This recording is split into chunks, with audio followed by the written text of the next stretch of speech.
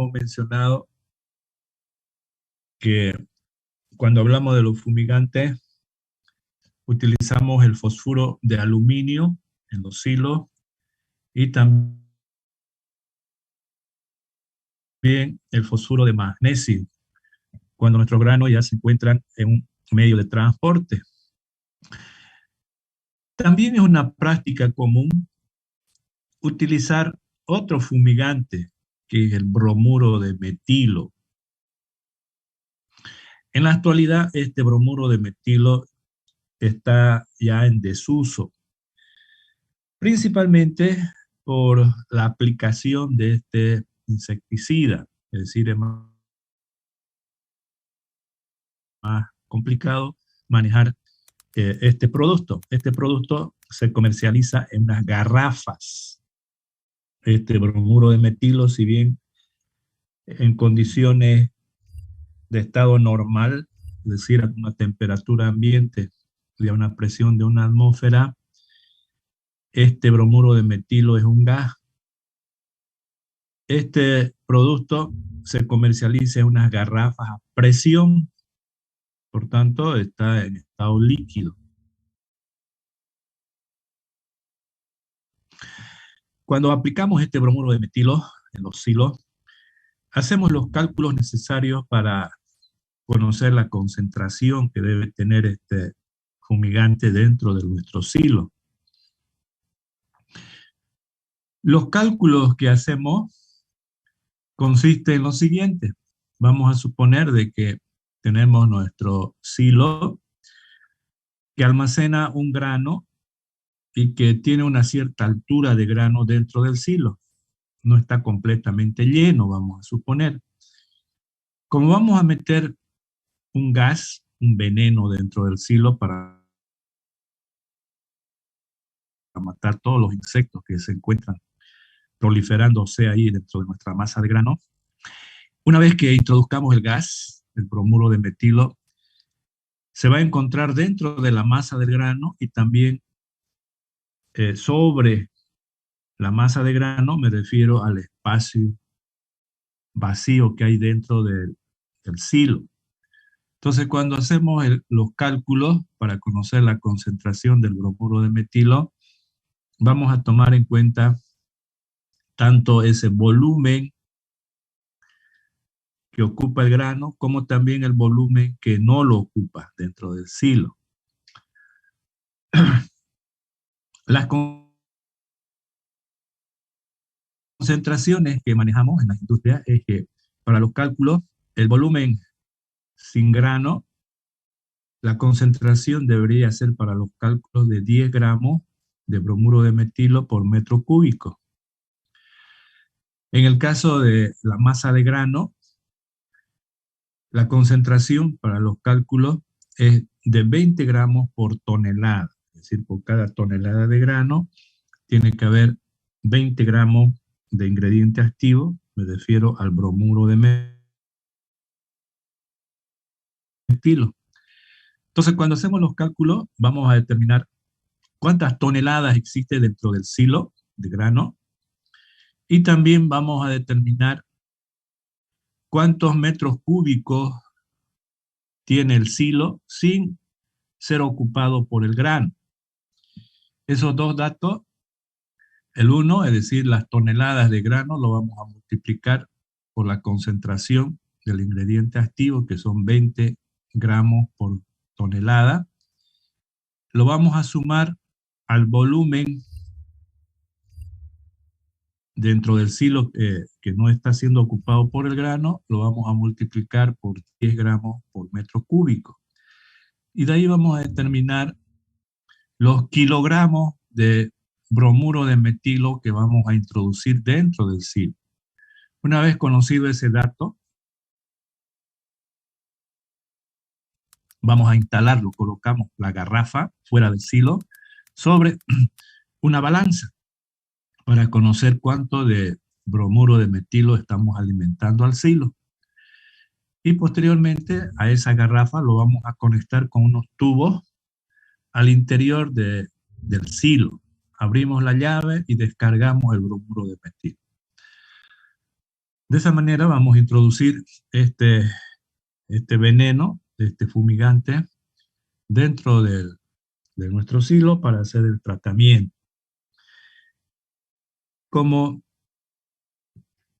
es más complejo comprar estas garrafas,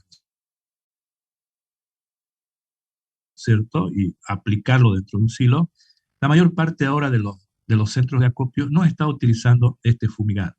Es decir, es mucho más práctico, ahora ya es de uso común, utilizar las pastillas de fosfuro de aluminio. Con eso me van a trabajar en los centros de acopio. Bien, aclarado ese concepto, vamos a entrar ahora a ver el problema de las micotoxinas.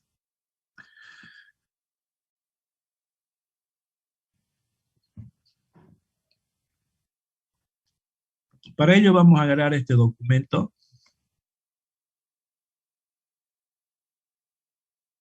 donde vamos a hablar primero de estas micotoxinas y posteriormente cuáles son las técnicas que utilizamos para su reconocimiento de estos venenos, de estas toxinas. Los que trabajamos en el área de alimentos conocemos muy bien a estos microorganismos, me refiero a los hongos. Muchos de estos hongos los utilizamos en beneficio del hombre, es decir, estos hongos son benéficos, una gran parte, los que utilizamos en alimentos. Es decir, ustedes cuando vayan a trabajar, por ejemplo, en una industria láctea, van a producir un tipo de queso y van a utilizar los hongos. Van a producir una serie de productos de fermentación, van a utilizar los hongos. Es decir, la humanidad se beneficia de estos microorganismos en gran parte. Por ejemplo, los antibióticos que utilizamos cuando tenemos alguna infección son producidos por estos hongos. Entonces, a estos hongos los llamamos hongos benéficos, que son importantes para el hombre. Con estos hongos vamos a producir una serie de metabolitos de interés para el hombre y también para la cría de los animales. Entonces vamos a producir diferentes productos de fermentación, vamos a producir antibióticos, vitaminas, enzimas, etcétera, etcétera. Una serie de insumos que utilizamos en el área de alimentos. Sin embargo, también sabemos manejar a estos hongos durante el proceso de elaboración de un producto o de la conservación de un producto. Estos hongos son los que van a también producir deterioro en los alimentos. Y lo que nos interesa ahora es hablar de la producción de toxinas a través de estos hongos de almacén. Es decir, a los hongos los vamos a clasificar en hongos de campo, son los hongos que están presentes en el campo durante el crecimiento de la planta, y vamos a hablar también de los hongos de almacén, perdón, de los hongos de almacén para poderlos diferenciar. Estos hongos van a producir una serie de toxinas. Y estas toxinas son metabolitos secundarios. Es decir, estas toxinas se producen por lo general al final de la fase exponencial o al comienzo de la fase estacionaria. Estos, estos, estas toxinas que son producidas por los microorganismos, entonces, si contaminan nuestros alimentos, estamos hablando principalmente de los granos en almacén, vamos a tener problemas cuando consumimos estos granos. Vamos a hablar entonces de esas toxinas, conocidas como micotoxinas o toxinas producidas por hongo.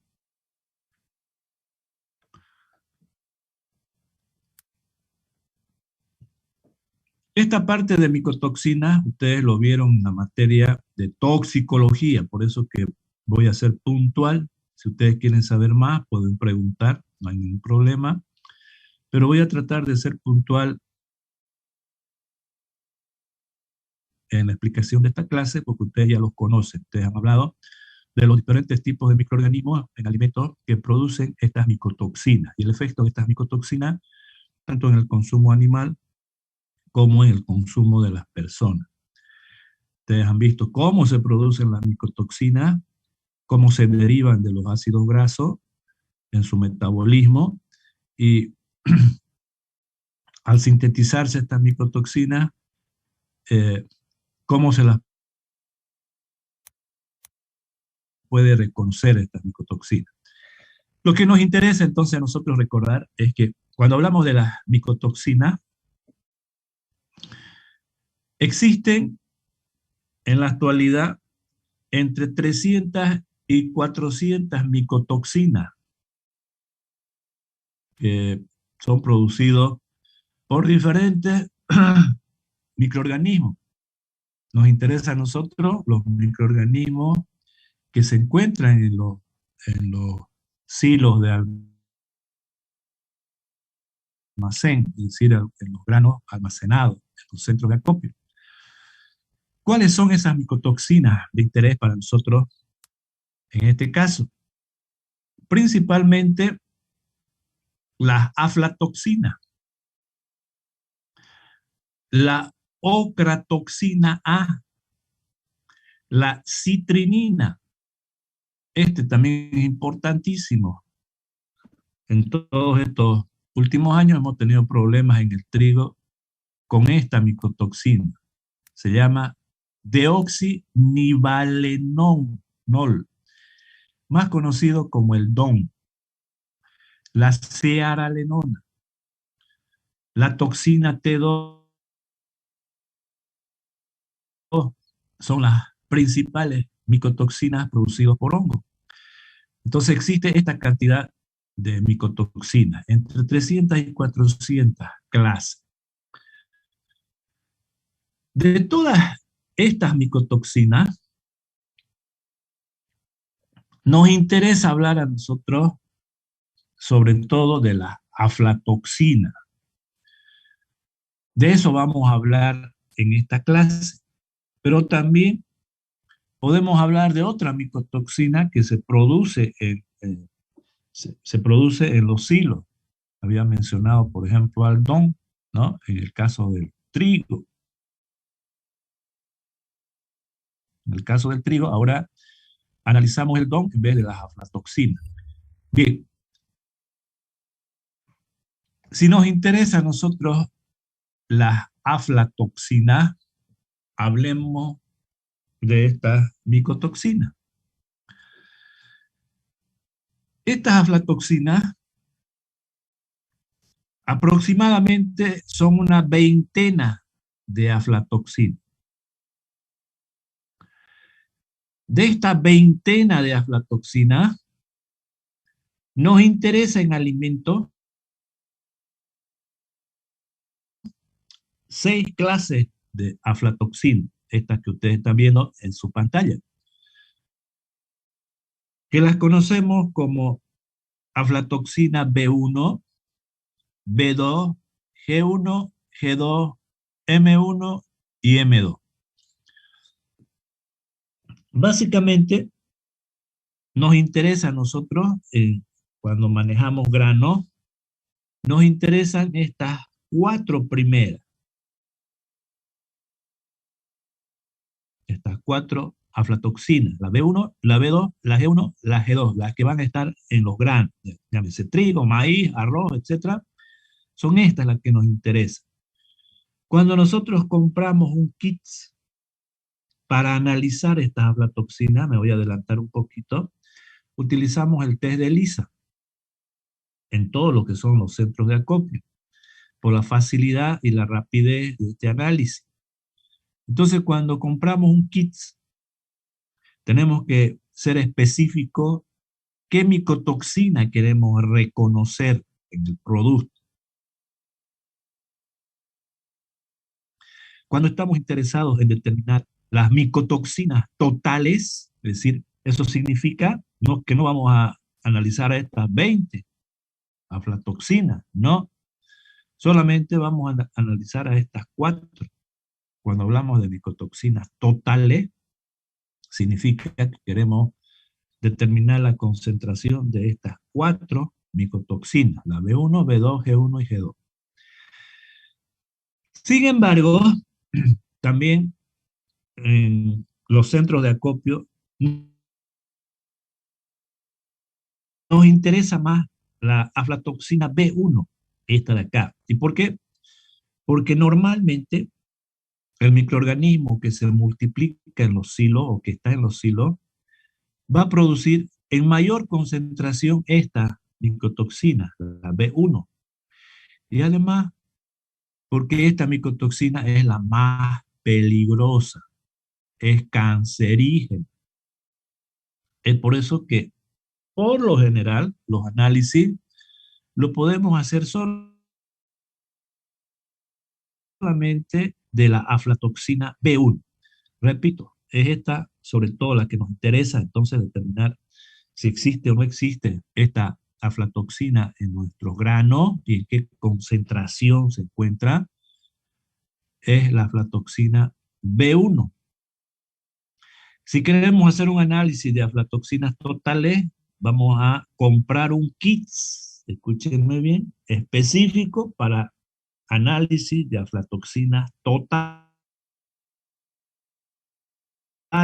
Ahí vamos a analizar la concentración de estas 4. Ahora, ¿a qué se debe, ¿no?, la asignación de estas letras y estos números? Resulta de que cuando nosotros utilizamos una lámpara de luz blanca para determinar, antes se utilizaba mucho esa luz blanca para determinar si en una masa de grano había presencia de micotoxina. Entonces, cuando hay presencia de estas micotoxinas, la coloración de la luz es verde, perdón, azul que viene de blue, ¿no? En inglés. Y la G1 y G2 nos da una coloración verde. Bien, entonces estas letras son en la primera letra, ¿no es cierto?, del color en inglés de azul y verde. Y como existen 2 de estas, la diferenciamos por el número. Bien, estas otras 2 de acá, la M1 y la M2, también ustedes lo deben conocer, les han debido explicar en la materia de toxicología. Estas aflatoxinas están por lo general en los fluidos de los animales, es decir, lo que nos interesa, por ejemplo, a nosotros es la leche proveniente de la vaca o de cualquier otro animal. Entonces, estas aflatoxinas están presentes en la leche. Por supuesto que en el animal está presente en sus fluidos principalmente, ¿no es cierto?, en la orina, en sus heces fecales y en la leche. Ahora, estas aflatoxinas M1 y M2 derivan de la B1 y de la B2. Es decir, cuando un animal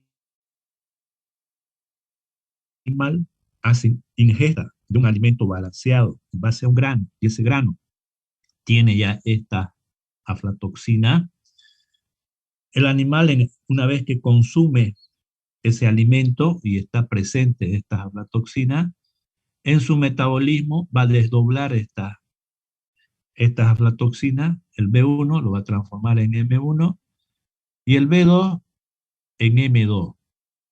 Y por supuesto que como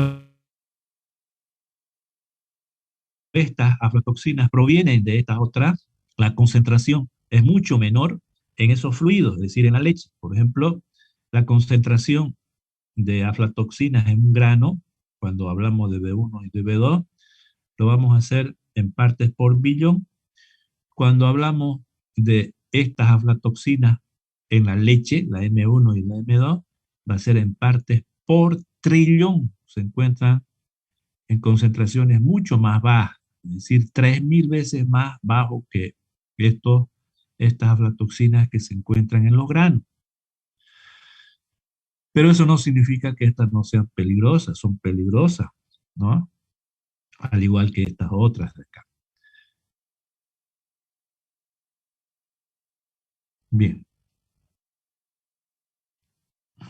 Veamos un poquito las estructuras. No voy a hablar de todo, ¿no es cierto? Porque ya ustedes en esa materia han visto cómo se sintetizan estas moléculas, en el metabolismo de los ácidos grasos, de las moléculas cetónicas, etcétera. Y lo que me interesa a mí es nomás recordarles estas estructuras sencillas de las micotoxinas. No son estructuras con alto peso molecular, sino son estructuras químicas de bajo peso molecular. Aquí tenemos las 6, fíjense, sus estructuras no son complejas, no tienen un alto peso molecular. Esta es la B1. Esta es la B2. Fíjense que todas estas tienen mucha relación entre sus estructuras. Por ejemplo, la B1, a diferencia de la B2, es en este doble enlace que tiene el B1 en este anillo, tenemos un doble enlace y el B2 tiene un enlace simple. Esa es la diferencia en su estructura química. Lo mismo, entre la G1 y la G2, la diferencia solamente es acá. Enlace doble, enlace simple. Como esta, la M1 proviene de la B1, fíjense que es prácticamente idéntica, ¿no es cierto? La diferencia es esta oxidación, es decir, en el metabolismo de los animales se va a oxidar el B1, esta aflatoxina B1, y este grupo funcional oxidrilo es el que ingresa a la estructura química. Esa es la diferencia entre este M1 y el B1. Y lo mismo acá. Si esta es la estructura química de la aflatoxina B2, esta de acá es la M2, la diferencia es este grupo funcional, el oxidrilo.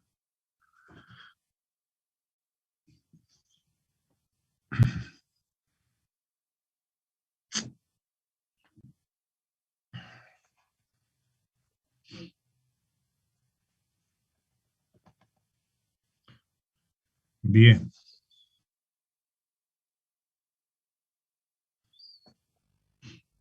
Sigamos.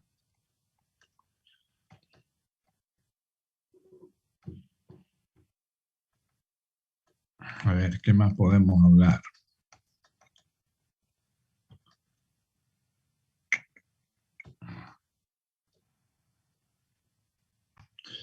Hablar un poquito sobre los efectos de estas micotoxinas, por ejemplo, en la ingesta, ¿no es cierto?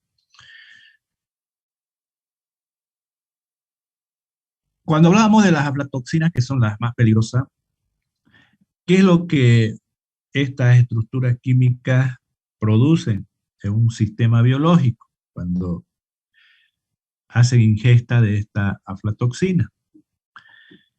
Sobre todo, estas aflatoxinas son hepatotóxicas, es decir, van a producir la atrofia del órgano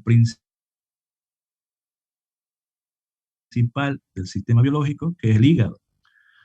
Por otra parte, también produce una hiperplasia del conducto biliar, por eso que hay problemas digestivos. También hemorragia en el intestino grueso, de ahí vienen las diarreas, deshidratación, etcétera, estos efectos que se producen. Y sobre todo, les mencionaba que estos venenos son cancerígenos, produce tumores, principalmente en el hígado, también en los riñones, ¿no? De los animales más pequeños, por ejemplo, los pollos, los cerdos. En otros países ustedes saben que no se come normalmente este, ni el hígado ni los riñones, ¿no es cierto? Nosotros comemos estos órganos, ¿no? Entonces ahí donde está concentrado esta, esta toxina.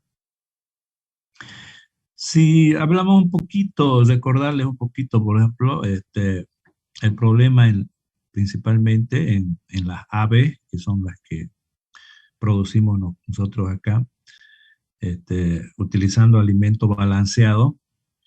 En las aves, normalmente reduce la tasa de crecimiento, es decir, los productores de aves, ¿no? De pollo, tienen problemas en el crecimiento de estas aves cuando hay ingesta de esta aflatoxina. Otro problemita en los pollos es que causa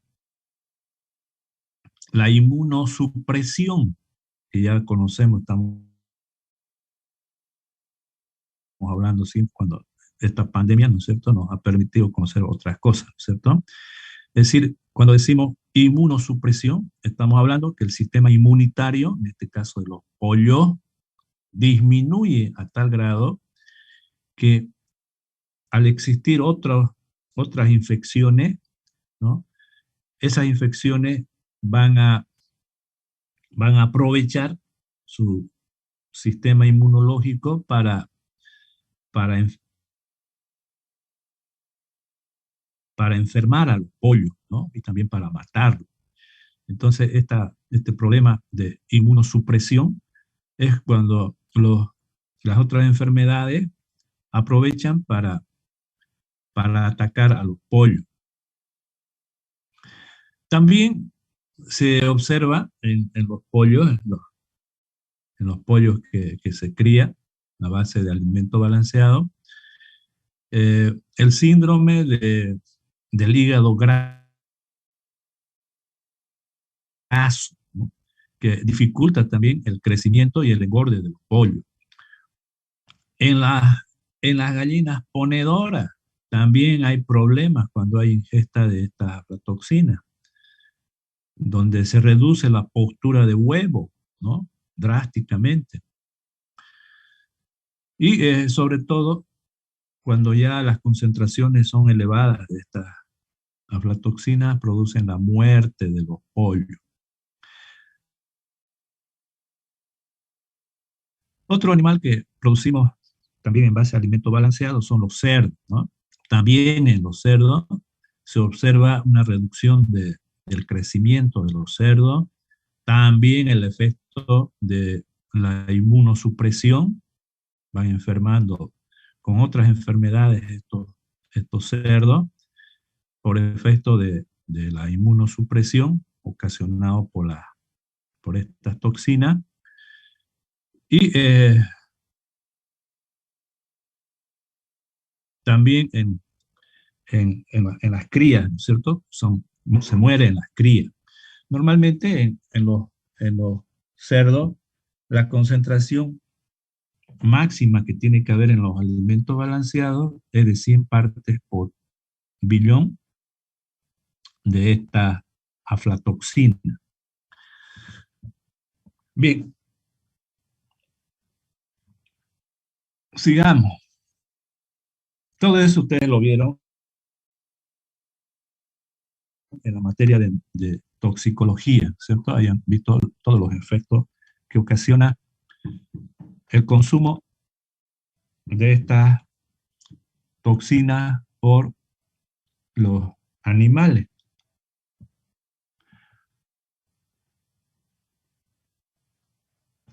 Bueno, también mencionar de que tenemos problemas nosotros cuando consumimos estas toxinas, ¿cierto? Por el efecto cancerígeno que hay.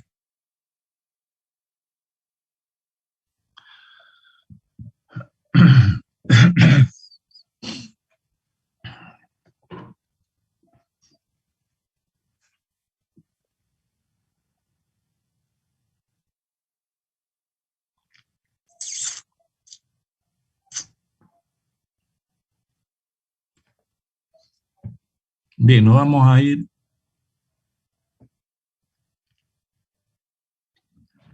A ver.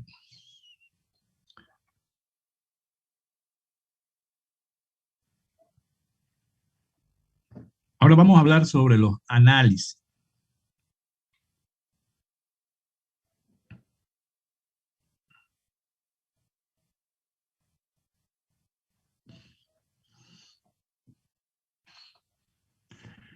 Cuando hablamos de qué tipo de análisis podemos realizar para reconocer a estas toxinas, a las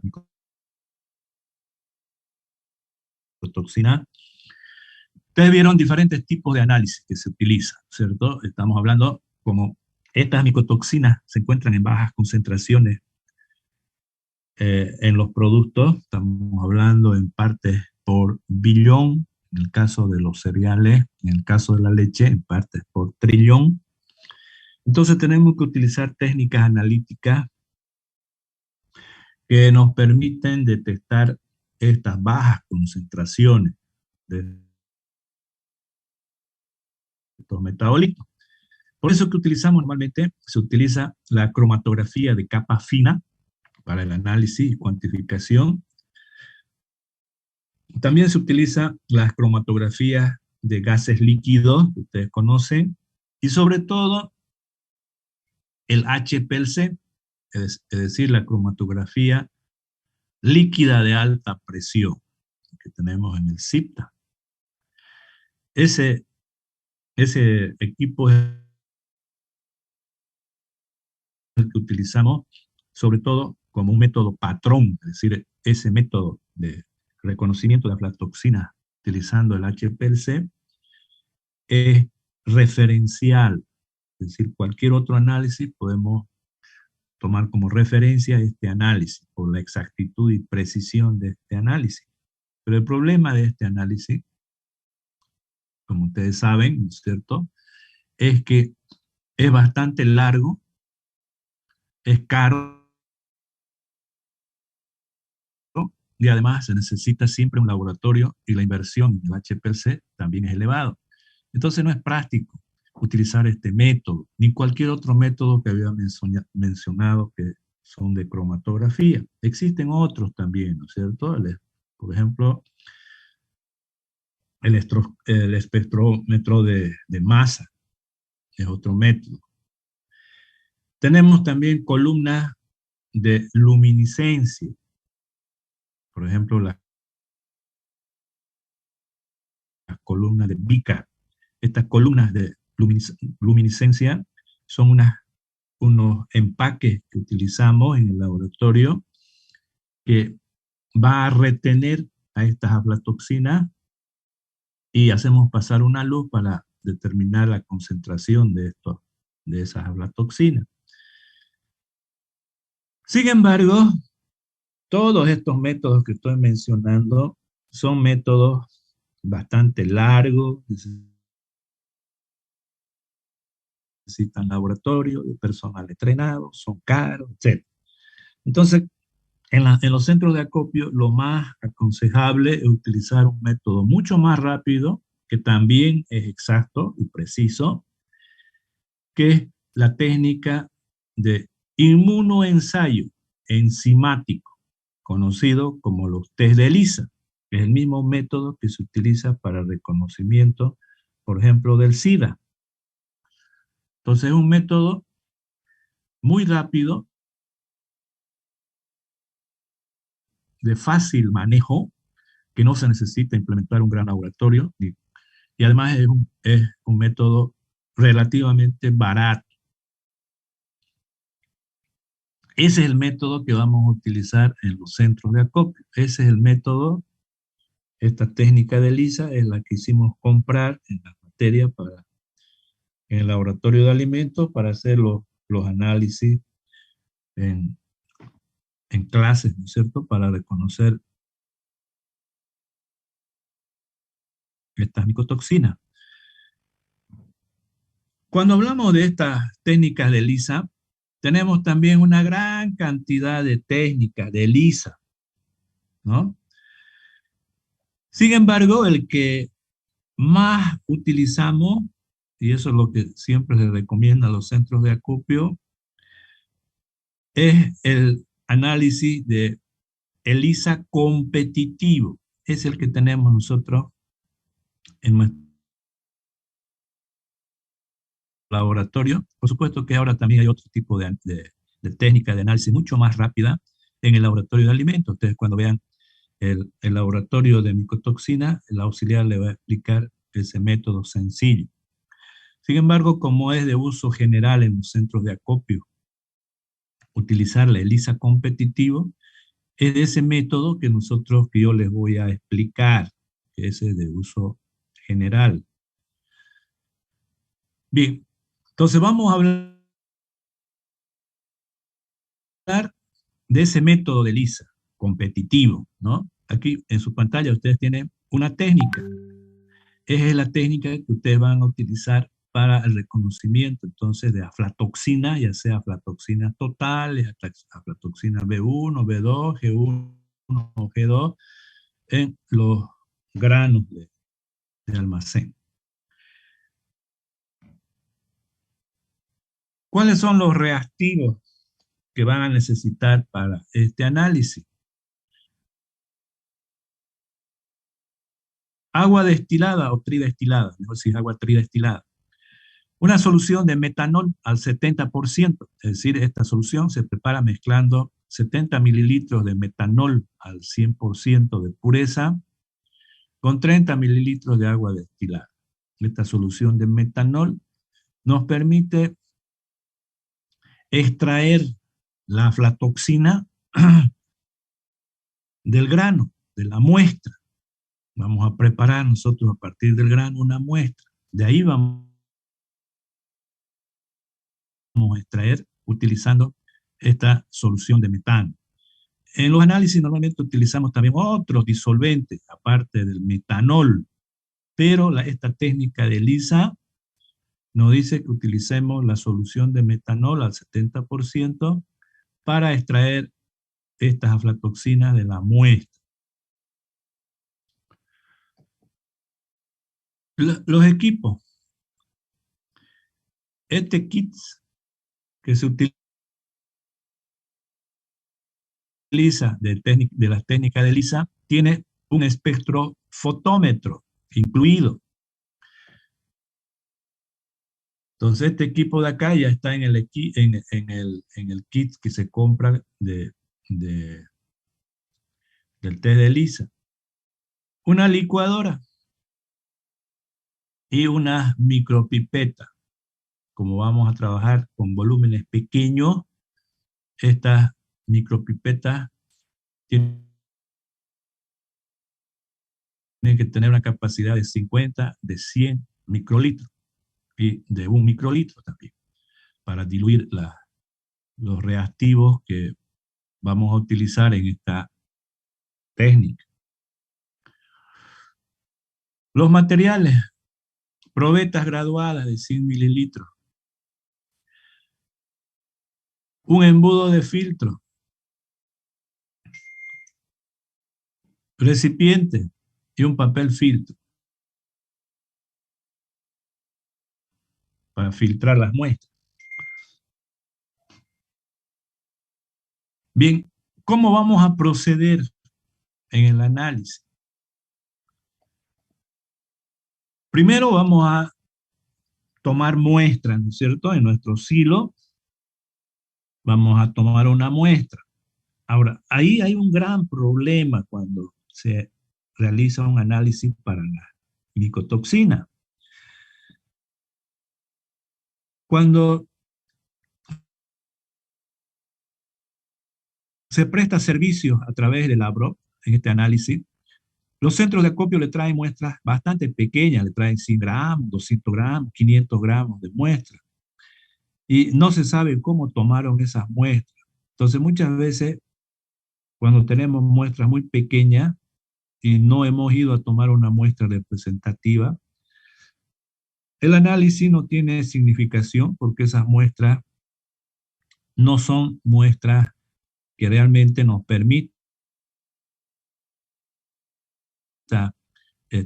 decir con certeza la concentración y la presencia de microorganismos en un silo, en un centro de acopio. Por eso que es bueno de que uno vaya y tome muestras representativas, ¿no? Unas muestras aleatorias, de tal manera que podamos nosotros estar seguros de que esa muestra es representativa. Cuando hablábamos de los análisis, ¿no es cierto?, que realizamos en los centros de acopio, habíamos mencionado de que cuando tomamos muestras, nos interesa de que cuando ingresa el grano al laboratorio, ese grano tenga un peso de 5 kilogramos, ¿se acuerdan? Entonces, lo que vamos a hacer es eso, tomar una muestra de 5 kilogramos como mínimo. Por supuesto que cuando tomamos muestras de los silos, la cantidad de muestras que tomamos está en función de las toneladas de grano que está almacenado, ¿no es cierto? Porque son muestras de tipo estadístico, aleatorio. Esas muestras totales, decíamos que lo vamos a reducir y vamos a reducir hasta un peso de 5 kilogramos. Eso es lo que tenemos que llevar a un laboratorio. No 100 gramos ni 200 gramos. 5 kilogramos es lo correcto. Ya en el laboratorio, cuando se realice el análisis, a través de un homogenizador Borner, mezclador, vamos a reducir la muestra para el análisis. Y la cantidad que necesitamos para el análisis es de 5 gramos. Entonces, vamos a pesar 5 gramos de grano de muestra.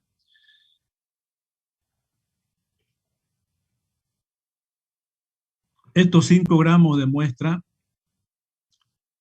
lo vamos a moler, pero mejor si nosotros en el laboratorio agarramos la muestra total, ¿no es cierto? Los 5 kilogramos, los molemos los 5 kilogramos en una licuadora o en un molino. Mejor si es un molino de laboratorio, ¿cierto? Por ejemplo, hay un Chopin, que es un molino que nos permite obtener muestras representativas. Bien, una vez que molemos toda la muestra, de esa, de esa, de esa muestra molida, vamos a tomar 5 gramos para el análisis. Aquí también hay que tomar en cuenta lo siguiente, muchas veces he visto en los laboratorios que lo muelen la muestra y lo separan mediante un sedazo y separan la harina más fina para el análisis. Eso no se debe hacer, ¿no? Es decir, normalmente estas aflatoxinas se encuentran en la parte externa del grano, es decir, en el salvado. Entonces, si lo vamos a separar el salvado del endospermo del grano, entonces el análisis no va a ser correcto. Tenemos que moler el grano y de manera homogénea tomar esa muestra. Bien, entonces, una vez que tomamos 5 gramos de muestra homogénea, vamos a agregar el disolvente. Vamos a agregar 25 mililitros de la solución de metanol al 70%. Y lo vamos a agitar. Podemos tener en el laboratorio un agitador mecánico o también un agitador, si no tenemos mecánico, lo vamos a hacer de manera manual. Lo vamos a agitar mínimo durante 3 minutos. Una vez transcurrido este tiempo, lo vamos a filtrar. Se supone ya que este metanol, ¿no es cierto?, disuelve a las aflatoxinas de la muestra y a esas aflatoxinas ya están en solución, en medio líquido, en el metanol, en la solución de metanol. Ahora lo que nos toca es filtrar, ¿cierto? Colocamos un filtro y vamos a separar entonces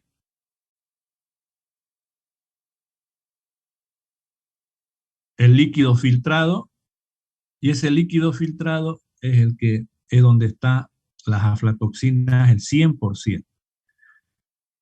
Acá también se hace algunas pruebas para que el 100% de esa aflatoxina esté disuelto en en el metanol al 70%. Bien, una vez que filtramos la muestra, lo vamos a diluir. Es decir, vamos a tomar 1 mililitro del filtrado, de todo el filtrado, vamos a tomar solamente 1 mililitro en un tubo de ensayo. Y le vamos a disolver con agua tridestilado o agua destilada 1 mililitro. Vamos a agregar. ¿Para qué hacemos eso? Es decir, el metanol al 70, la solución de metanol al 70% es tóxico. Por tanto, para trabajar sin problemas en el laboratorio necesitamos diluir, porque lo que nos interesaba era extraer con el disolvente, ¿cierto? Una vez que ya hemos extraído la aflatoxina, entonces ahora ya lo vamos a diluir para el análisis, para no tener problemas, para que esa muestra no sea tóxica. Lo que estamos haciendo entonces es utilizar una solución donde tenga 35% de metanol, ¿no? Entonces lo vamos a diluir de 1 a 1. Vamos a agregar 1 mililitro del filtrado con 1 mililitro de agua destilada. Una vez diluida la muestra, de esa muestra diluida vamos a tomar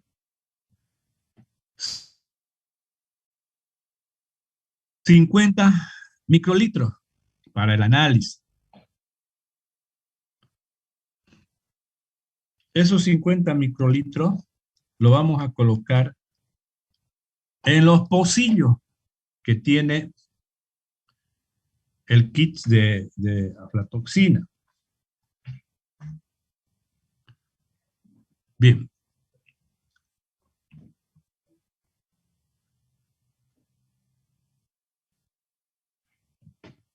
Vamos a abrir el empaque.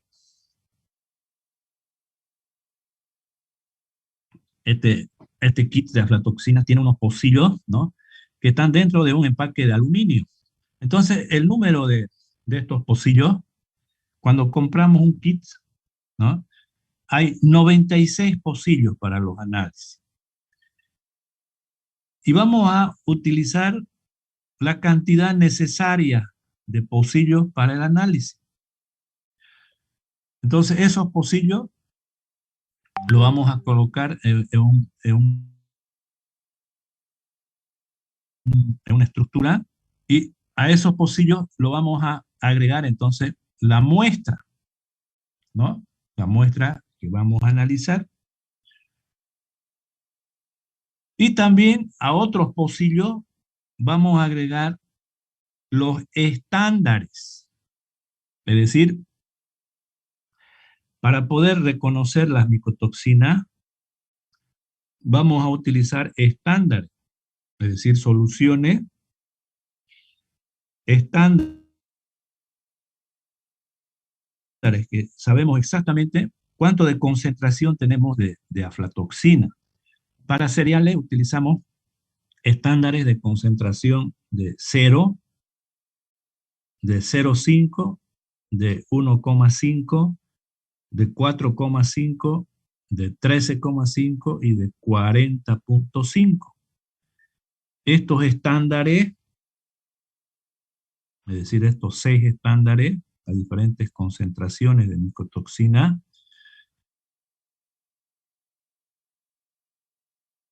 se encuentran diluidas en las soluciones que compramos. Entonces, cada vez que utilicemos estas soluciones estándares, las vamos a diluir.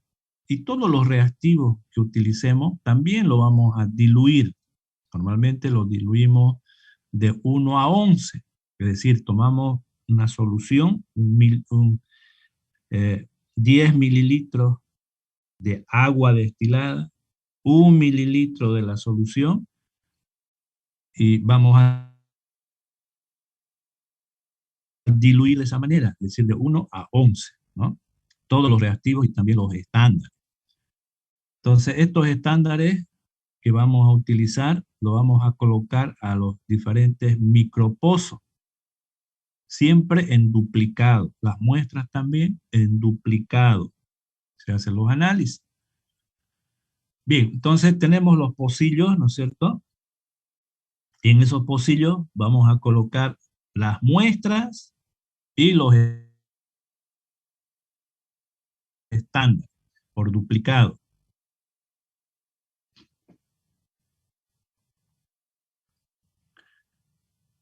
¿Qué cantidad de muestras y de estándares vamos a colocar? 50 microlitros, tanto de las soluciones estándares como de nuestras muestras. Cada vez que utilizamos diferentes estándares y diferentes muestras, siempre tiene que cambiar la punta de la pipeta, si no van a contaminar el análisis. Cada vez que ustedes toman muestras o estándares, utilizan los reactivos, siempre van a cambiar la punta de la pipeta, van a colocar una punta nueva. Bien, una vez que hemos agregado, ¿no es cierto?, las muestras y los estándares a diferentes micropozos, vamos a agregar posteriormente a esos micropozos 50 microlitros también de una solución conjugado enzimático. Es decir, este conjugado enzimático, ya le voy a explicar cuando veamos la técnica, se encuentra en un recipiente, en un frasquito, donde su tapa es de color rojo para poderlos diferenciar. Ahí está el concentrado enzimático que vamos a utilizar para el análisis. Entonces, ese conjugado enzimático, decíamos que lo vamos a diluir de 1 a 11, es decir, vamos a tomar una parte del conjugado enzimático y lo vamos a diluir con 10 partes de agua destilada. Estamos diluyendo de 1 a 11. Posteriormente, al mismo micropozo, vamos a agregar 50 microlitros de un anticuerpo, antiaflatoxina. Este anticuerpo se encuentra en un frasquito cuya tapa es de color negro, para diferenciarlo y no confundirnos con el conjugado enzimático. Una vez entonces que a esas muestras o a esos estándares vamos a agregar 50 microlitros de conjugado enzimático, 50 microlitros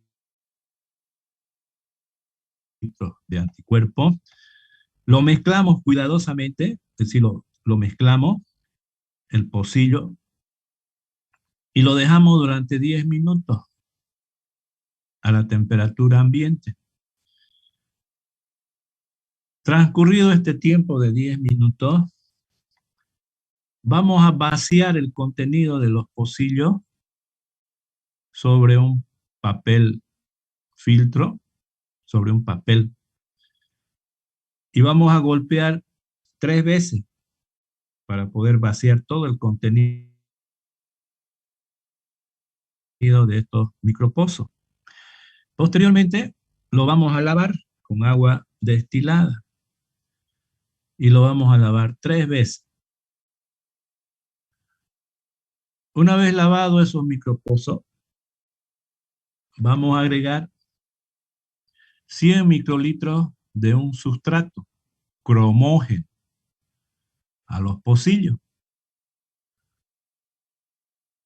Y lo vamos a dejar durante 5 minutos. Este sustrato, de tal manera que este sustrato, al estar en contacto con la enzima del sustrato, va a producir oxígeno.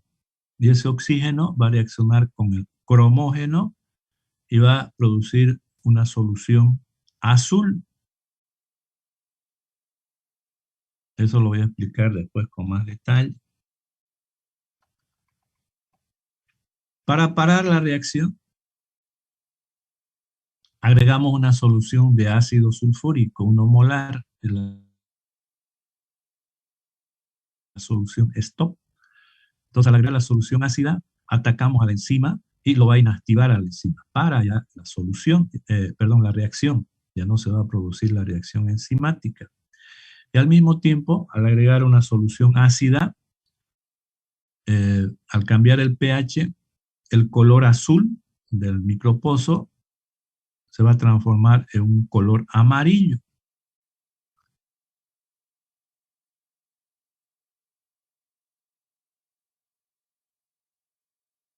Posteriormente, lo llevamos al espectrofotómetro que tiene el equipo para determinar la intensidad de la coloración. Vamos a medir la absorbancia. Y ahí vamos a determinar entonces la concentración de micotoxina, de aflatoxina en las muestras, a través, previamente, del uso de los estándares, ¿no?, que estamos utilizando para trazar una curva estandarizada, y a través de esa curva estandarizada, el equipo lo que va a hacer es conocer la concentración de las muestras.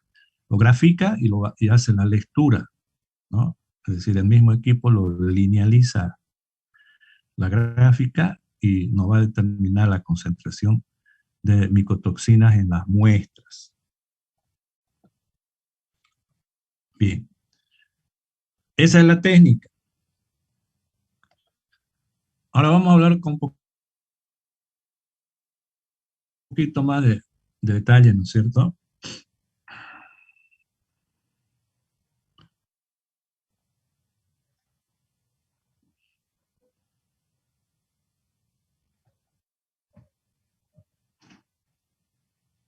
¿Lo ve en la pantalla? Sí, ingeniero. Ya. Ahora vamos a hablar, ¿no es cierto?, de un poquito más de detalle de este análisis.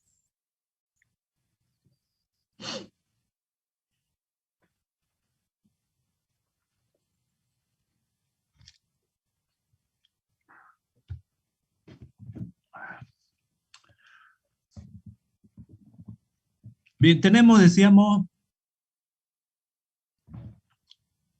estos micropozos. Después lo vamos a ver una vez que explique esta técnica, lo voy a volver a repetir ya, pero ahora con esta gráfica. Y después les voy a mostrar ya un documento donde ustedes van a ver los micropozos y cómo vamos a proceder al análisis nuevamente, ¿no? Ya más o menos conociendo cómo se realiza este análisis. Entonces decíamos que vamos a utilizar estos micropozos, ¿no? Estos micropozos que compramos en el kit del análisis de ELISA para micotoxina, para aflatoxina, ya tiene en la superficie del micropozo, por supuesto que no lo vamos a ver, aquí ya está fijo una molécula química llamada anticuerpo. Es decir, este anticuerpo es una inmunoglobulina. Estos son los anticuerpos que vienen ya en los micropozos. Estos anticuerpos son estructuras químicas que van a reconocer a los anticuerpos específicos para las aflatoxinas.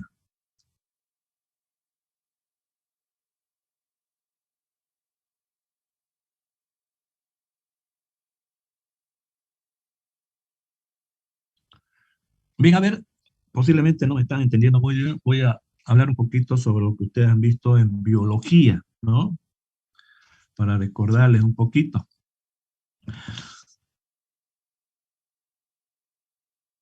Cuando hablamos de estos anticuerpos, nosotros en el mercado tenemos anticuerpos policlonales, anticuerpos monoclonales y los anticuerpos recombinantes. Son técnicas de la ingeniería genética que utilizamos nosotros para la producción de los anticuerpos, ¿no? Bien, hablemos un poquito sobre los anticuerpos policlonales. Recordemos un poquito sobre los policlonales.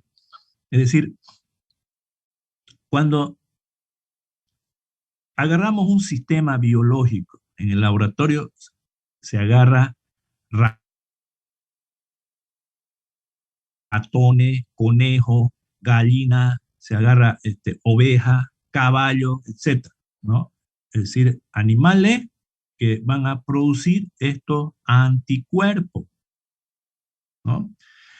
¿Qué hacemos en estos animales? Ustedes han debido escuchar también estas técnicas por este problema de la pandemia, ¿no es cierto? Había un tiempo que se hablaba de producir los anticuerpos para el virus, ¿no? Del coronavirus. En algunas universidades, me acuerdo de Costa Rica, querían producir estos anticuerpos utilizando caballos, ¿no es cierto? Entonces, estos sistemas biológicos que utilizamos, ¿no? Es para la producción de los anticuerpos. Es decir, hay un protocolo en los laboratorios de biotecnología, en los laboratorios de ingeniería genética, donde en ese protocolo tenemos cómo vamos a producir estos anticuerpos. Entonces, en el procedimiento de la producción de anticuerpos, vamos a introducir los antígenos al sistema biológico. Es decir, por ejemplo, si nosotros queremos reconocer la aflatoxina B1, ¿verdad? Esa es la aflatoxina que nos interesa a nosotros. Entonces, mediante un protocolo, vamos a introducir esa aflatoxina B1 al sistema inmunitario de, por ejemplo, de un conejo, ¿no? ¿Qué es lo que pasa cuando se introduce esa aflatoxina? Esa aflatoxina es el antígeno, se llama antígeno, ¿cierto? ¿Por qué es antígeno? Porque una vez que colocamos en el sistema inmunitario del sistema biológico, por ejemplo, del ratón o del conejo, como esa molécula no es reconocida por su sistema inmunológico, inmediatamente se activan los linfocitos B, que han debido escuchar ustedes en esta pandemia, ¿no? Esas células, los linfocitos B, tienen varios clones. Es decir, esos clones tienen la información genética, tienen una amplia información genética para la producción de diferentes anticuerpos, ¿no? Esos clones de esos linfocitos B van a comenzar a producir a diferentes anticuerpos, diferentes estructuras químicas en el sistema inmunitario, en función al antígeno. Esos anticuerpos son anticuerpos policlonales porque en el sistema inmunológico están trabajando diferentes clones del linfocito B.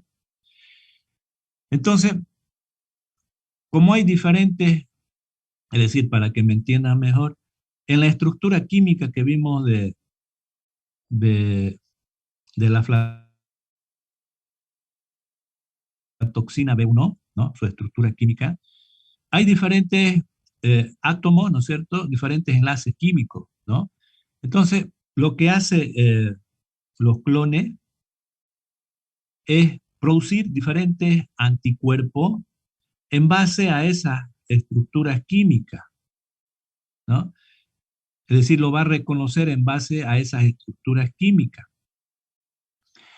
Y cada clon va a producir diferentes anticuerpos. Y una vez que se producen esos anticuerpos, posteriormente vamos a separar estos anticuerpos del animal, ¿no? Por supuesto que como hay un protocolo de producción de anticuerpos, en un tiempo prudencial vamos a concentrar esos anticuerpos y posteriormente lo vamos a separar de la sangre, ese anticuerpo, y después lo vamos a purificar. Esos anticuerpos son policlonales. En el caso de los anticuerpos monoclonales, tenemos unas técnicas en ingeniería genética que nos permite producir estos anticuerpos monoclonales. Es decir, ¿cómo se hace? Rápidamente les voy a explicar. Se hace lo mismo que los policlonales, ¿no? Se inmuniza, se coloca la aflatoxina dentro de un sistema biológico, por ejemplo, un ratón, y de ahí, una vez que el sistema inmunitario produce esos clones, va a producir estos anticuerpos, esas células de esos clones los vamos a separar en el laboratorio, ¿no? Lo vamos a aislar. Un solo clon, una sola célula, ¿no? Y esa célula, en el laboratorio de biotecnología, ellos lo introducen dentro de las células tumorales que se cultivan en los laboratorios de biotecnología. Es decir, son células que se multiplican en un laboratorio. A eso se llama células tumorales, así como el cáncer, ¿no es cierto? Cuyas células se producen sin ningún control. Entonces, esas células tumorales, dentro de esas células tumorales, se colocan estas células producidas, estos anticuerpos producidos por un solo clon, por un solo clon. Esa técnica en genética, en ingeniería genética, lo llamamos hibridación. Estamos fusionando dos células. Estamos colocando estas células que van a producir el anticuerpo dentro de una célula tumoral. Eso se llama hibridoma. Una vez que hibridamos la célula, lo llevamos a un medio de cultivo específico de esas células tumorales. Lo vamos a multiplicar en el laboratorio de la célula. Al multiplicarse las células en ese medio nutritivo, esa célula tiene capacidad entonces de producir ya los anticuerpos, pero de un solo clon. Y de ahí lo vamos a aislar. Ellos lo aíslan de ahí, los anticuerpos. Como esos anticuerpos son producidos por un solo clon idéntico, una célula idéntica, son entonces anticuerpos monoclonales. En el caso de los policlonales, era producido en el sistema inmunitario, ¿no es cierto?, por diferentes clones. Y la tercera técnica que tenemos actualmente, a partir de los años 70, son las técnicas que nos permiten, a través de unas enzimas, cortar la información genética y producir los anticuerpos en el laboratorio, ¿no? Entonces, esas tres técnicas nosotros podemos utilizar para producir los anticuerpos. Las dos primeras son las que más los laboratorios están utilizando para producir estos anticuerpos, estos de acá. Bien, entonces estos anticuerpos están fijos en la superficie de los micropozos.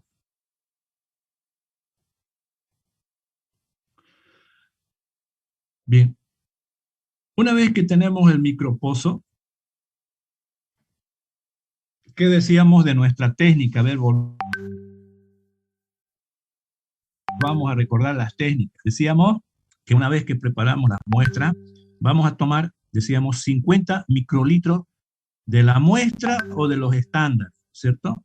Supongamos este de acá, puede ser muestra o puede ser estándar. Estamos colocando, supongamos, este micropozo es para muestra. Entonces, esto de acá, esta solución de aquí es de la muestra, 50 microlitros de la muestra, ¿no? En la muestra, ¿qué es lo que tenemos? Tenemos el antígeno, es decir, la aflatoxina, que es este de aquí, por ejemplo, la aflatoxina B1. Si este pocillo es para los estándares, entonces decíamos que vamos a colocar estándares con diferentes concentraciones de micotoxina, es decir, de 0, 0,5, 1,5, 4,5, 13,5, 45, etcétera. Esas concentraciones están esta micotoxina. Bien, entonces vamos a suponer que es la muestra, ¿cierto? Entonces colocamos acá 50 microlitros de nuestra muestra dentro del micropozo. Siguiente paso.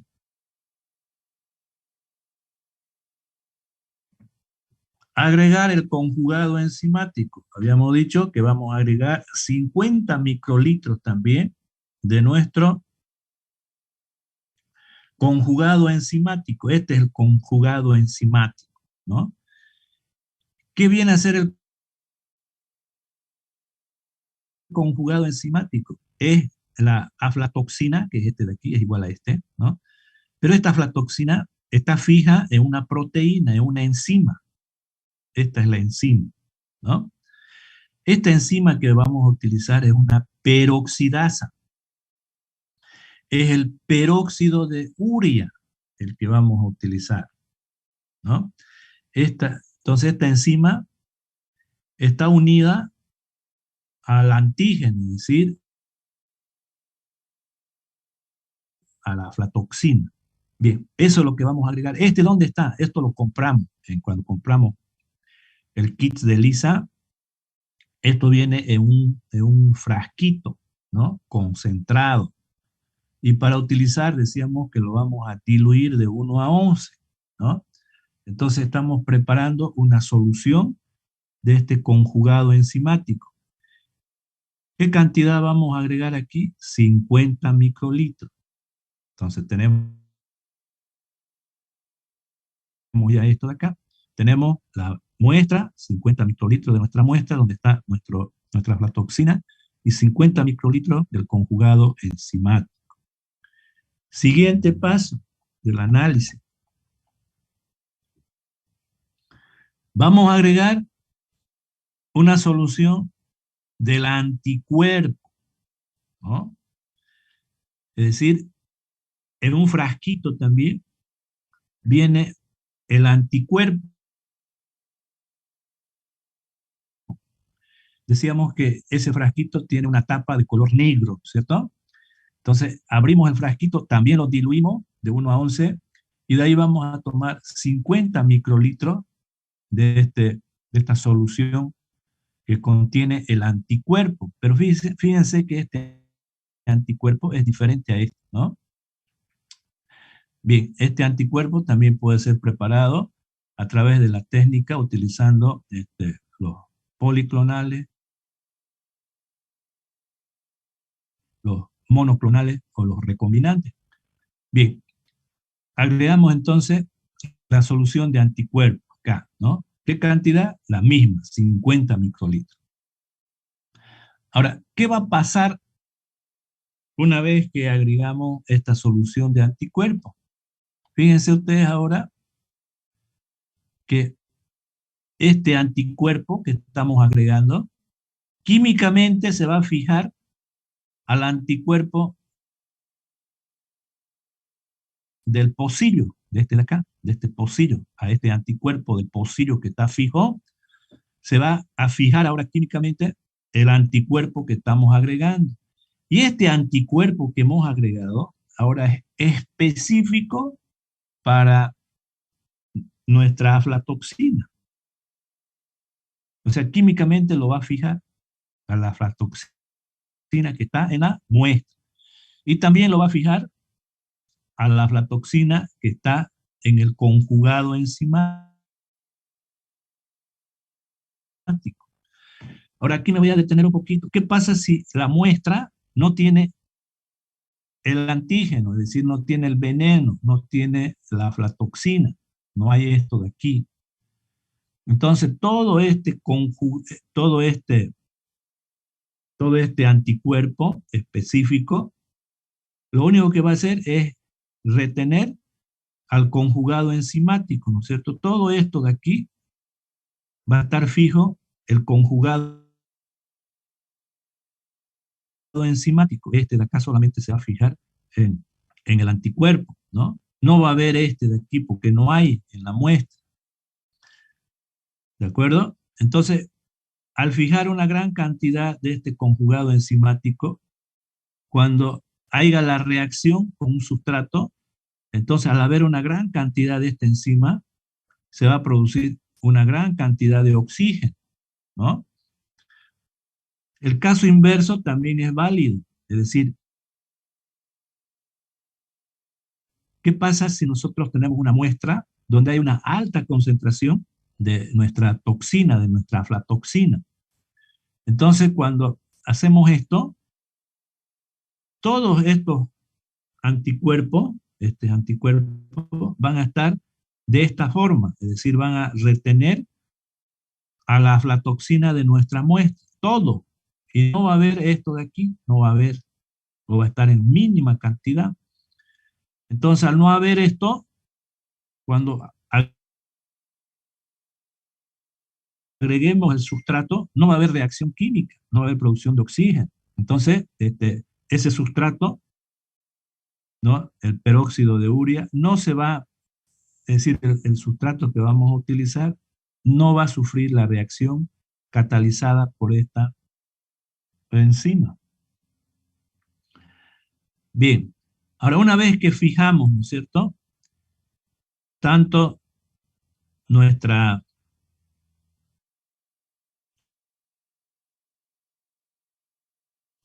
aflatoxina de la muestra como el conjugado enzimático, lo que no está fijado aquí, que son estos de acá, que no están fijos, lo vamos a eliminar, lo vamos a lavar.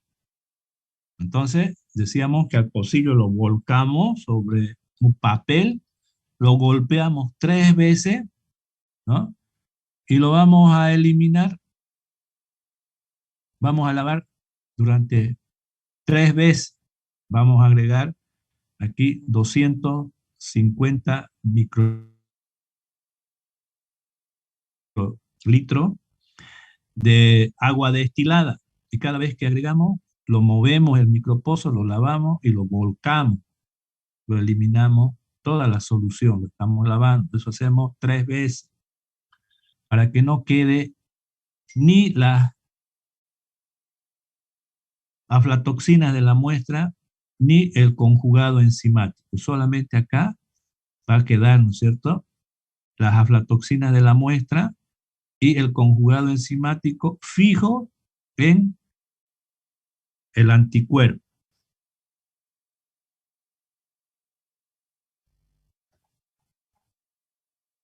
como esto de acá. Aquí ya no hay la aflatoxina de la muestra ni el conjugado enzimático libre.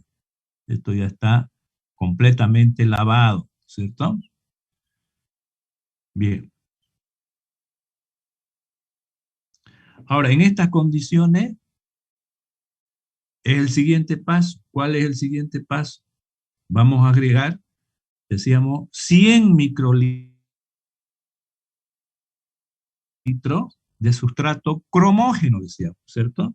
Eso es lo que vamos a hacer ahora. Es decir, vamos a agregar un sustrato para que reaccione químicamente con esta enzima, ¿no? Ahora, ¿qué sustrato vamos a agregar? Se agregaba primero, inicialmente, cuando llegaron estos kits, se agregaba el peróxido de hidrógeno, que era más fácil. Pero ahora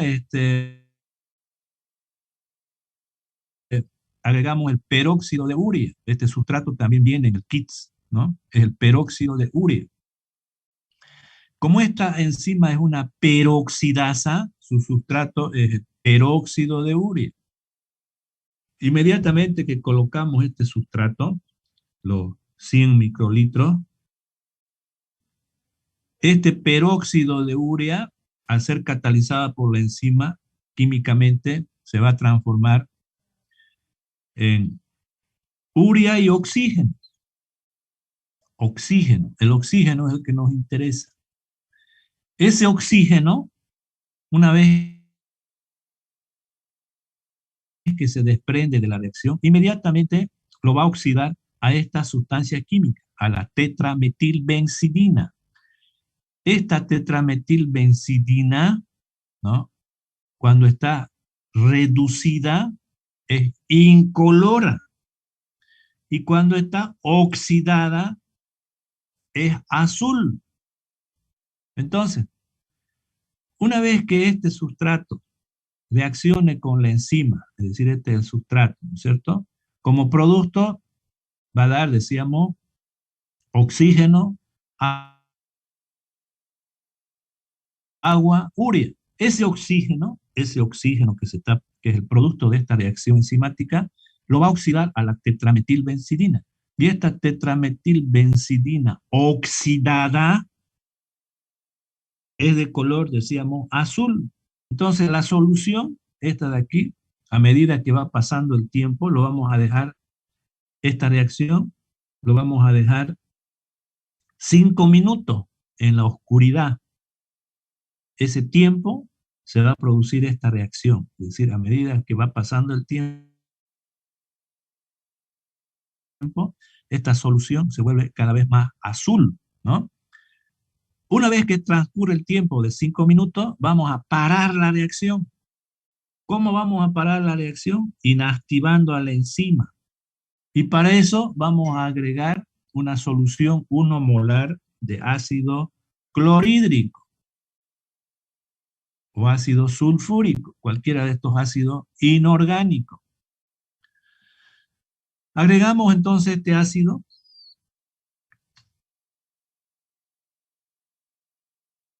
y lo inactiva la enzima. Por tanto, ya no va a haber reacción. Y al mismo tiempo, el pH va a ser 1, ¿no es cierto? Lo va a bajar al pH de la solución.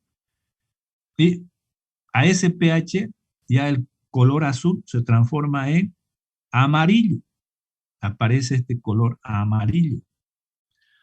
Entonces, esto es lo que vamos a analizar nosotros en el espectrofotómetro, la intensidad de la coloración, ¿no? A ver, para que me entiendan, ¿qué pasa si aquí solamente hay la enzima conjugada? No hay esto, ¿no es cierto? Solamente hay enzima conjugada porque la muestra no tiene aflatoxina, está libre de veneno, está libre de aflatoxina nuestra muestra. Es decir, ese grano de trigo, de maíz o de arroz no tiene aflatoxina, por tanto no tiene esto, ¿no? Entonces aquí solamente va a haber esto de acá. Aquí va a estar fijo la enzima conjugada, por supuesto con la aflatoxina. Por tanto, al haber mayor cantidad de enzima, va a haber una mayor reacción química con el sustrato, con el peróxido de urea, y va a haber una mayor cantidad de oxígeno que se va a formar en esos 5 minutos. Por tanto, al haber mayor cantidad de oxígeno,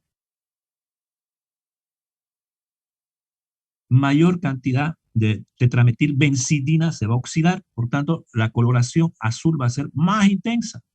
Y por tanto, cuando agreguemos esta solución esta solución va a ser más amarilla. Entonces, cuanto más amarilla sea la solución, significa de que no hay aflatoxina en las muestras, ¿cierto? Bien, y el caso contrario, al no haber, en el caso en que las muestras tengan una gran cantidad de aflatoxina, esto no va a haber, esto no va a haber, y cuando lo lavemos, esto no va a haber, ¿cierto? Va a haber solamente esto. Al no haber esta enzima, agregamos el sustrato y no pasa nada. Va a seguir ahí el peróxido de urea, la tetrametilbenzidina en su forma reducida. Es decir, la solución va a ser incolora. ¿De acuerdo? Entonces la solución va a ser mucho más clara a medida que la concentración aumenta de este producto, ¿no es cierto? A medida que la coloración más intensa es porque hay mayor cantidad de conjugado enzimático. Y eso es lo que vamos a determinar mediante el espectrofotómetro. Entonces, a más color, menos concentración en las muestras o en los estándares. Una vez que lo llevamos al equipo, el equipo lo que va a hacer es medir el color mediante la absorbancia o la refractancia.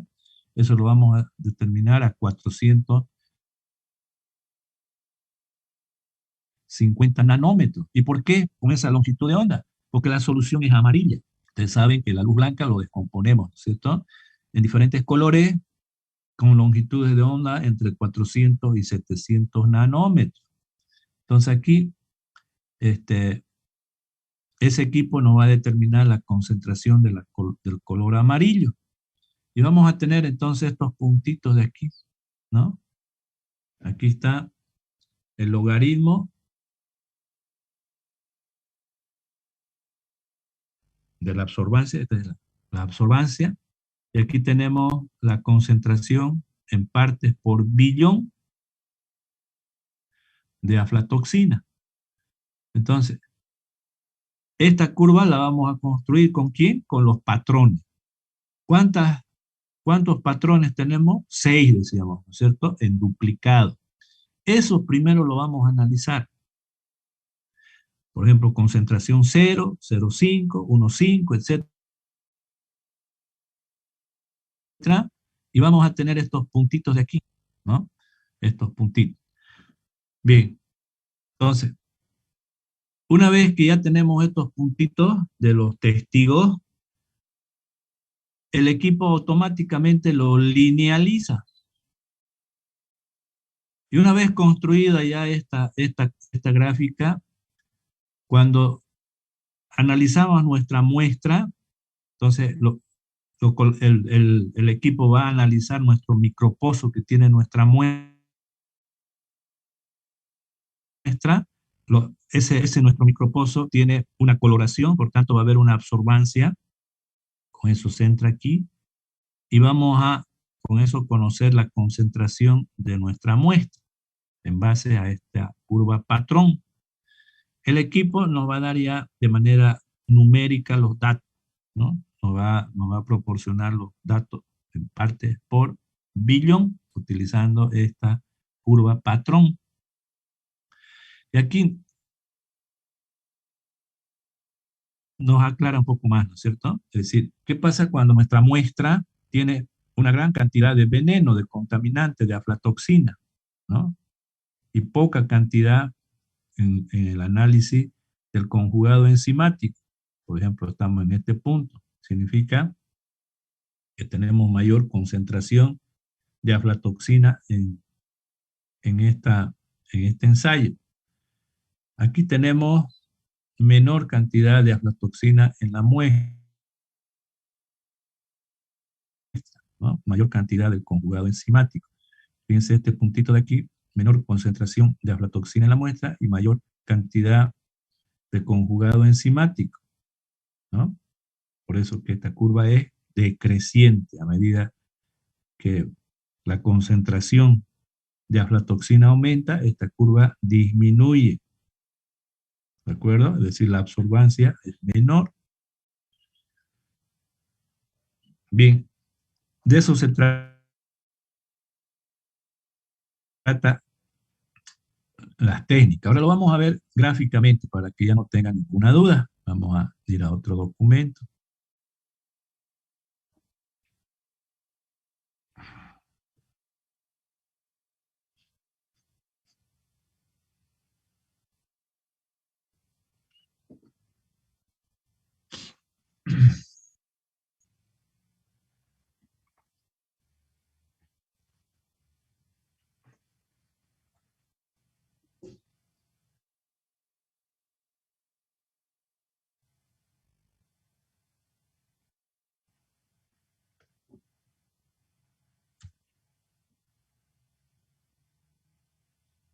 Bien, para los que todavía tienen alguna duda, ahora lo van a ver ya en estas gráficas, ¿no? En estas fotos lo vamos a ver y lo vamos a volver a explicar, lo vamos a volver a mencionar el procedimiento, ¿no? Pero ya utilizando esta foto. Fíjense en esta foto, este es el soporte, este de aquí, este es un soporte que tiene el KITS, ¿no? Del test de Lisa. Y en este Ingeniero, soporte, ¿sí? se ve todavía el PowerPoint. A ver, ya un ratito, ya, van a disculpar.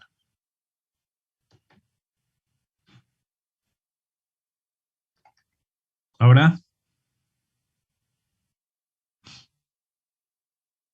Ahora sí, ingeniero. ¿ya cambió? Hola, Sí, Sí. ingeniero. ya lo ven las fotos, ¿no? Sí. Ya, entonces aquí les estaba diciendo que antes de colocar las muestras, ¿no es cierto? Vamos a preparar los micropozos. Estos son los micropozos. Cuando compramos estos micropozos, hay 96 micropozos en el kit. Entonces vamos a utilizar nosotros los necesarios para el análisis. Estos micropozos ustedes lo van a colocar sobre el soporte. En este soporte lo van a colocar aquí y van a colocar acá las filas y las columnas para poderlos identificar a las muestras que están utilizando y a los testigos, ¿no? Una vez colocado entonces estos micropozos en el soporte y preparada ya la muestra, ya preparamos nuestra muestra, ¿no es cierto? Nuestras muestras de grano, lo molimos, de ahí hemos obtenido una muestra, esa muestra lo hemos diluido en una solución de metanol, hemos extraído la aflatoxina en el metanol, lo hemos filtrado, ese filtro ahora, esa solución ya filtrada, lo diluimos, decíamos, para disminuir su toxicidad. Y esa muestra diluida, decíamos que vamos a agarrar 50 microlitros de la muestra, ¿no es cierto? Esta es la pipeta que estamos utilizando, ¿no? Para colocar los 50 microlitros de nuestra muestra en los pocillos. De la misma manera van a colocar los testigos, ¿no? En diferentes micropozos.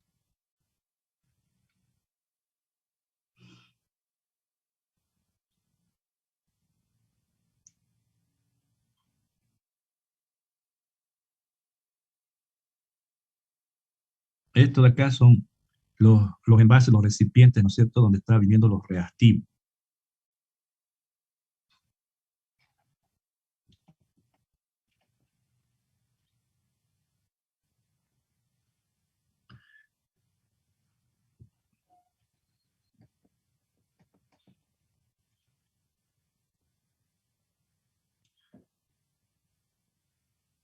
Bien, entonces, a ver, sigamos con la técnica. Decimos que en un micropozo vamos a agregar 50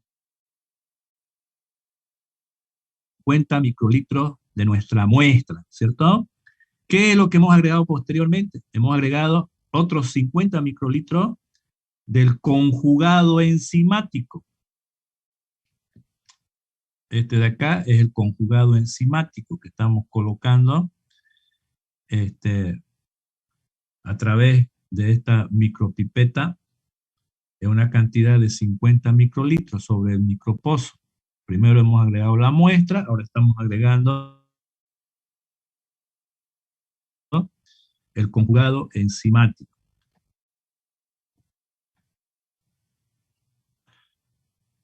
Después vamos a agregar, aquí no se ve en la fotito, vamos a agregar los 50 microlitros del anticuerpo, ¿no es cierto? Del anticuerpo.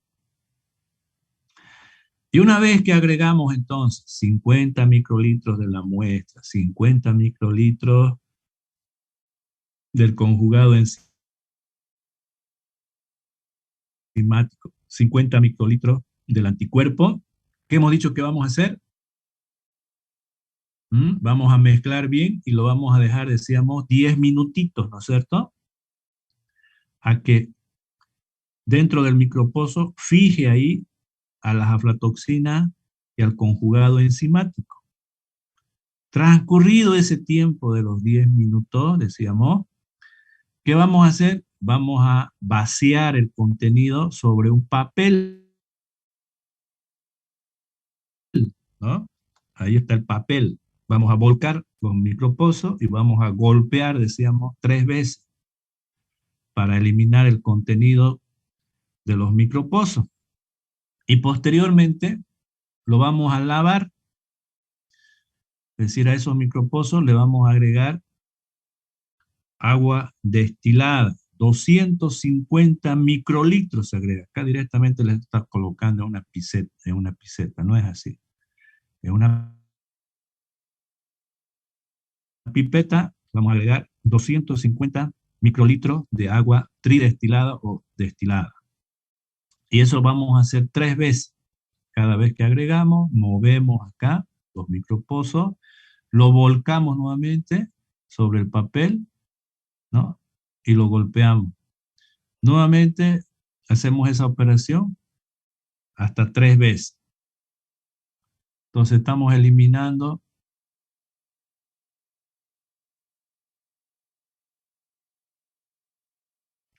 todos los componentes que no han sido fijados por el anticuerpo.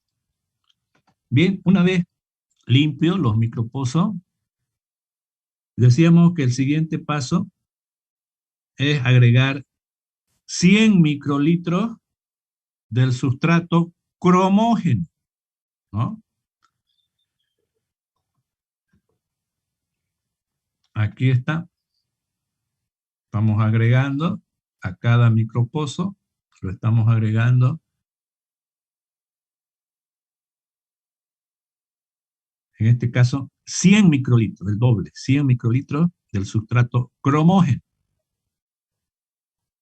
Después, ¿qué vamos a hacer? Lo vamos a dejar, lo vamos a llevar a la oscuridad y lo vamos a dejar 5 minutos a que reaccione la enzima conjugada con el sustrato, ¿no?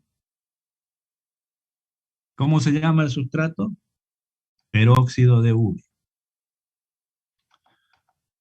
Entonces va a reaccionar y vamos a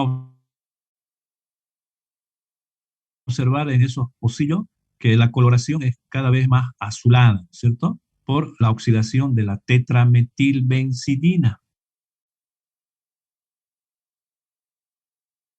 ¿Qué tiempo lo vamos a dejar a que reaccione? 5 minutos, decíamos nosotros. 5 minutos lo dejamos. Transcurrido ese tiempo, vamos a agregar la solución stop. Aquí se está agregando la solución stop.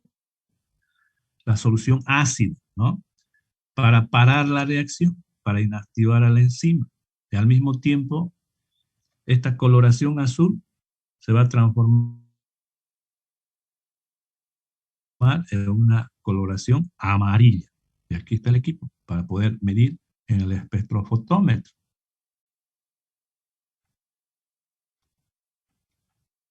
Bien. Ahora veamos los resultados.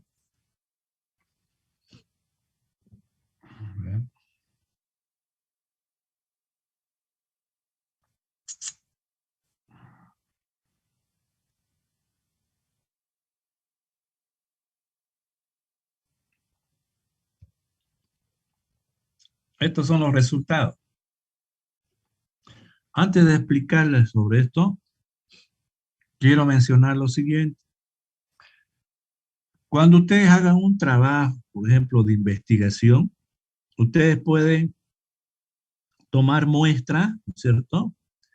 Varias muestras. Por ejemplo, ustedes planifican su trabajo, hacen su diseño experimental, trabajan y van a tomar, ya saben cuántas muestras van a tomar durante un periodo de tiempo. Por ejemplo, ustedes pueden hacer un trabajo de investigación en los silos, por ejemplo, supongamos quieren trabajar con trigo, ¿no es cierto? Y quieren hacer, determinar las aflatoxinas este, en la zona de Pailón, de los silos que están por ahí. Entonces ese trabajo, por ejemplo, les puede durar 3 semanas, ¿no? Entonces cada vez que ustedes vayan a tomar muestra, esa muestra lo identifican y lo extraen, la aflatoxina con la solución de metanol, el 70%, ¿no es cierto? Eso pueden hacer todos los días, preparar la muestra, ¿no? Y ustedes lo colocan en unos frasquitos y lo guardan en el laboratorio. No hay ningún problema porque estos venenos, estas aflatoxinas, son estables químicamente. Entonces ustedes van acumulando su muestra, ¿no? Y cuando terminan ya de tomar muestra, hace un mes, ¿no es cierto?, que hayan terminado ya su trabajo, ustedes van a tener varias muestras. Entonces un día se van a dedicar a analizar todas esas muestras. ¿Por qué pueden hacer así? Porque así van a ahorrar tiempo y van a ahorrar plata. Es decir, si ustedes analizan utilizando el equipo para reconocer las aflatoxinas en todas sus muestras cada día ustedes tienen que utilizar soluciones patrón. Todos los días tendrían que utilizar soluciones patrón para cada muestra y les va a encarecer los análisis. Es preferible que ustedes un solo día se dediquen a hacer el análisis, ¿no? Es mucho más económico, mucho más práctico, ¿no? Entonces, en ese caso, ustedes van a utilizar varios pocillos, como están aquí, todos estos pocillos de acá. Por ejemplo, en este de aquí, hay 40 muestras duplicadas. Siempre hemos dicho duplicadas. Por ejemplo, acá tenemos, en esta columna, en esta fila, tenemos la muestra P1. Su muestra duplicada es esta, ¿no es cierto? Esta es la segunda muestra duplicada, la tercera, la cuarta, etcétera. Ustedes ya van identificando a las muestras, todas sus muestras, ¿no? Y también tienen que identificar a los pocillos donde están los estándares. Por ejemplo, estándar 1 por duplicado, estándar 2 por duplicado, etcétera, ¿no es cierto? ¿Cuántos estándares necesitamos para reconocer aflatoxinas en cereales? 6, decíamos. ¿Con qué concentraciones? Con 0, 0,5, 1,5, 4,5, 13,5, 40,5. Entonces ahí tenemos estándar 1, estándar 2, estándar 3, etc. Hasta el estándar 6, ¿no? Después ya vienen las otras muestras. Ya tenemos todas las muestras hasta el P40. Hay 40 muestras aquí nos están mostrando. ¿Me entendieron? Ustedes van a colocar entonces, un día ustedes agarran, colocan ahí todas sus muestras en los pocillos, los estándares, para hacer el análisis, para reconocer. Una vez que ustedes obtienen los resultados, utilizando esta curva, ¿no? Las muestras van a quedar al final de este color, amarillo. Primero azul, ¿cierto? Ya cuando ustedes utilizan la solución ácida para parar la reacción, se va a volver amarillo. Entonces aquí están todos los micropozos, aquí están todas sus muestras identificadas, los estándares, esto es el resultado final. Entonces en estos pocillos donde hay una coloración intensa, significa de que no hay aflatoxina. En esto de aquí, que son más claros, la concentración de las aflatoxinas es mucho mayor, ¿no? Pero eso es lo que estamos viendo nosotros, lo tenemos que llevar al equipo para ver la absorbancia de estos pocillos, ¿no? El equipo automáticamente, supongamos esta es una muestra en duplicado, hace la lectura aquí y saca un promedio, entonces, de absorbancia, ¿no? Entonces ya sabemos que esta muestra tiene tal absorbancia, así vamos identificando. Y lo mismo en los estándares, ¿cierto? Una vez que mide, por ejemplo, si este es el estándar 1, por ejemplo, 0 de aflatoxina. Lo determina y después ve los otros dos estándares, por ejemplo, concentración de 0,5, ¿no? Hace la lectura y los promedios, saca su absorbancia. De los otros dos, saca su absorbancia, etc. Entonces, con estos testigos, ya el equipo lo que hace es linealizar la curva. Y posteriormente, cuando ya analizamos todas las muestras, ya directamente el equipo ya nos va a dar los resultados, la concentración en partes por billón, en el caso de los análisis en grano, y en partes por trillón, en el caso de la leche. Bien, eso es el análisis de las micotoxinas. Con esto hemos terminado todo lo que es post cosecha, ¿no? Hemos visto lo más importante, lo que ustedes van a hacer cuando ustedes trabajen en un centro de acopio. Ahora bien, el primer día de clase les había dicho de que la auxiliar les va a mandar a ustedes los documentos de los estudiantes del anterior semestre, ¿no? Que han sido mejorados. Entonces, esos documentos ustedes, como ya tienen su grupo de trabajo, ustedes van a ir mejorando esos trabajos, porque quiero que ustedes mejoren esos trabajos, porque así van estudiando, van buscando más bibliografía y van estudiando, ¿no es cierto? Ese trabajo mejorado de ustedes en cada uno de los temas que hemos visto, por ejemplo, el de ahora es micotoxina, el de ayer era la parte del problema de insectos, ¿no es cierto? Muestreo, todos esos temas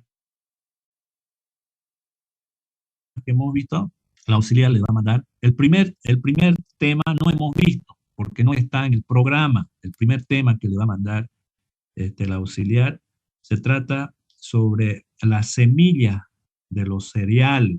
Es decir, a usted, lo que quiero en ese trabajo es que ustedes conozcan qué instituciones en nuestro departamento producen semillas.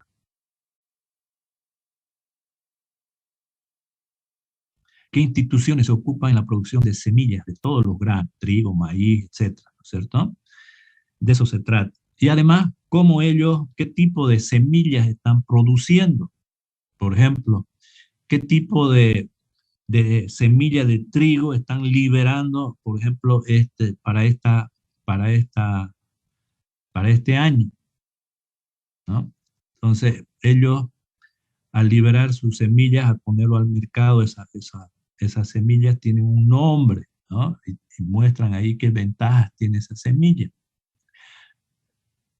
Ese es el objetivo del primer trabajo. Ustedes sepan qué instituciones tenemos en nuestro medio que producen semillas para los productores. Es decir, los productores que van a producir un grano en el campo, ellos compran semillas, ¿no? Entonces, ¿de dónde van a comprar esas semillas? A eso me refiero. Eso no está en el programa de la materia, pero me interesa que ustedes conozcan, sepan manejar las semillas. Y todos los trabajos que les va a mandar, ¿no? Ustedes lo van a mejorar. Ese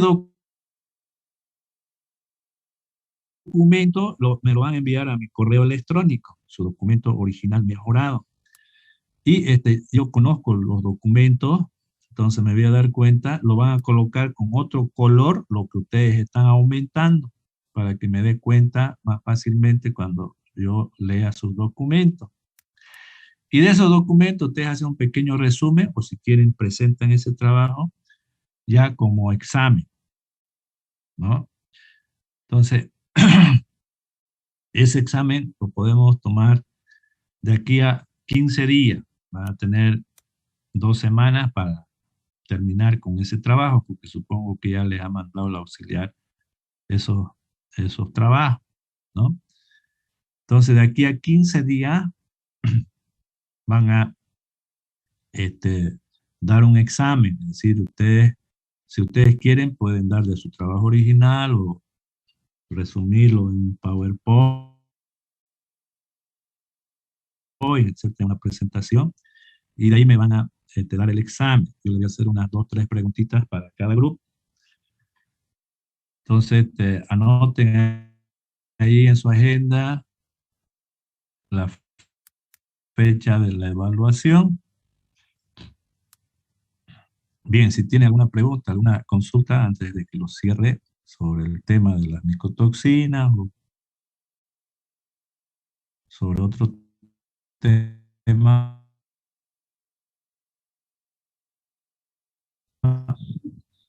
Disculpe, ingeniero, ¿me puedes colocar en la lista?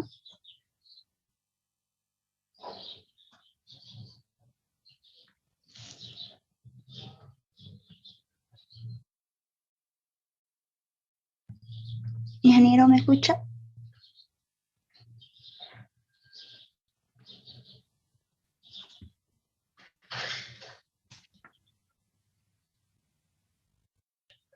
No le escucho. Deme su apellido para que le ponga en lista. Ah, ya. Condoritola Laura Daniela. Recording in progress. Buenas, ingeniero. Sea Word PDF. Y ese documento original, lo que me interesa es que ustedes coloquen con otro colorcito, ya sea rojo o otro tipo de color de la letra, lo que ustedes están aportando a cada trabajo. Porque la idea es que ustedes aporten, ¿no es cierto? Entonces, lo que me interesa es que ustedes lo que están aportando en el trabajo lo coloquen con otro color para que yo lo pueda diferenciar. Ese trabajo original, ya sea en PDF o en Word, que lo voy a tener en mi correo electrónico, yo de ahí voy a evaluar lo que ustedes han hecho. Y de aquí a 15 días, ustedes van a dar el examen en grupo. Entonces, para ayudarse, pueden hacer un PowerPoint, si ustedes quieren. O pueden agarrar el documento original. No me interesa a mí, lo que me interesa es que ustedes aprendan. Esa es la idea. Entonces, si ustedes quieren prepararse un PowerPoint y de ahí dar el examen, lo pueden hacer. Pero en definitiva, lo que yo quiero primero es que ustedes busquen bibliografía, aporten a esos trabajos y esos trabajos, ya sea en Word o en PDF, me lo envían a mi correo electrónico, porque yo quiero ver si ustedes trabajan o no trabajan. Esa es la idea. Y cuando ustedes tengan ya que dar su examen, para ayudarse en el examen, pueden utilizar el mismo documento original, o pueden prepararse un documento ya resumido en PowerPoint o en otro documento. Eso es lo que yo quiero. ¿Me entendieron?